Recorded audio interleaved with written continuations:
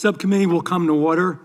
Without objection, the chair is authorized to declare a recess at any time. We welcome everyone to today's hearing on foreign involvement and threats to America's transportation system. I now recognize the gentleman from Dr. Ronder from Missouri to lead us in the Pledge of Allegiance. I pledge allegiance to the flag of the United States of America and to the republic for which it stands, one nation, under God, indivisible, with liberty and justice for all. We remain standing for a moment of silence.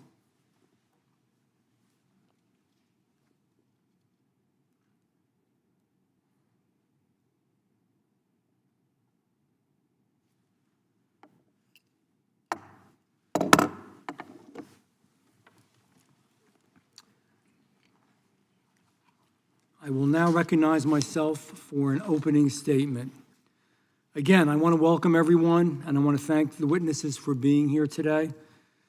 I guess you could say this hearing is about control and who ultimately pays the price when we give that control away. Every day, millions of Americans travel on our nation's highways, leaving behind a detailed digital record of who they are, where they go, what their destination is, and how they got there. And I want to say, I think on this hearing today, and I may be wrong, we're going to find out, I think there may be some bipartisanship, not on all the subjects of the hearing, but particularly on this piece of it, and I'm hopeful for that. We're going to find out, but I think we all agree that this is a serious issue. Electronic toll collection systems like E-ZPass were sold to the public as a convenience. You drive through, you get a bill later. Those bills get pretty big, by the way. But your data also does get tracked.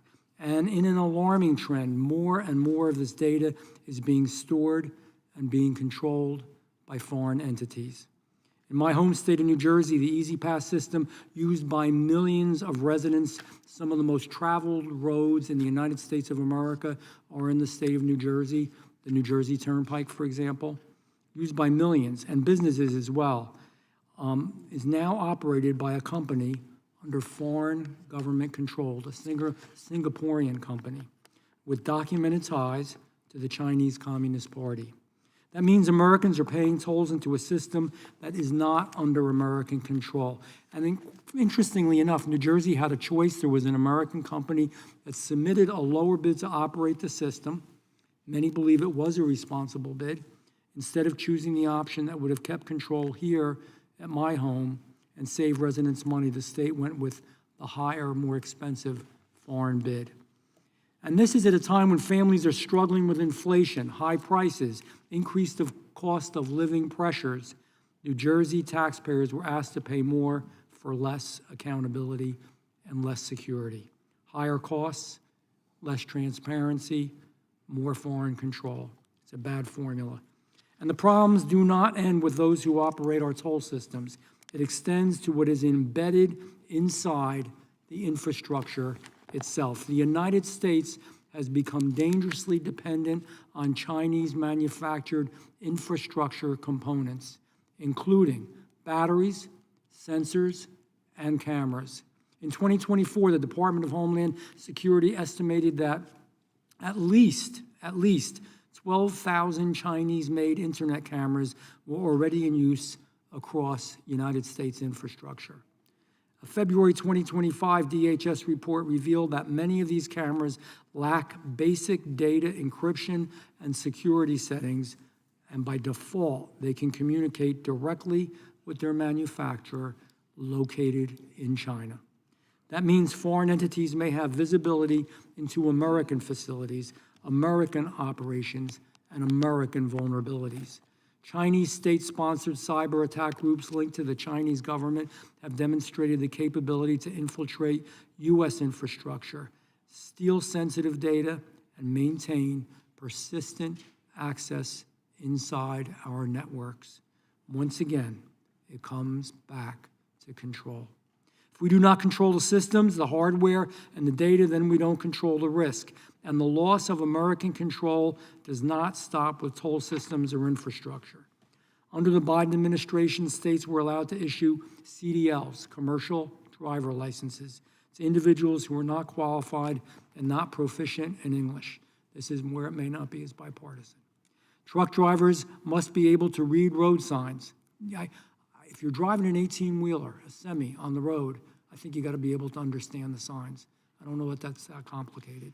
They've got to be able to communicate with law enforcement and respond in emergencies. When states ignore those requirements, Americans pay the price. Let me give you a few examples. March 13, 2025, Austin, Texas. A tractor trailer driven, slowed for a stop in traffic, plowed into more than a dozen vehicles, killed 5 people, including an infant and a child. The driver couldn't read and write English. November 14, 2025, Boone County, Indiana.